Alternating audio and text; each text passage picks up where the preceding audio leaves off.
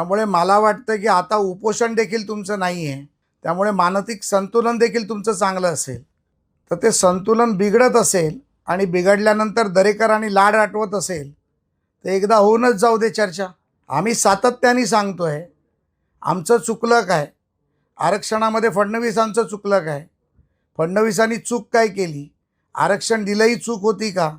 त्यामुळे नाद करू नका, तुम्ही तुमचं काम करा, आम्हाला आमचं काम करू द्या. मी म्हटलंय आम्ही मागच्या दाराने आलो, पुढच्या दाराने आलो, आमच्या पक्षाची हिंमत आहे मागच्या दाराने हात घेण्याची. तुम्ही लढा ना 288 आणि मग या मागच्या दाराने पुढच्या दाराने, छतावरनं, छताखालून जिकडून यायचं तिथून या. भाजप आमदार प्रसाद लाड यांनी पुन्हा एकदा मराठा आंदोलक मनोज जरांगे यांना टोला लगावलाय. मानसिक संतुलन बिघडल्यानंतर तुम्हाला लाड आणि दरेकर आठवत असतील तर पुन्हा येऊन चर्चा करा. इच्छा असेल तर 288 उमेदवार उभे करा आणि छतावरून सभागृहात या, असं लाड म्हणालेत.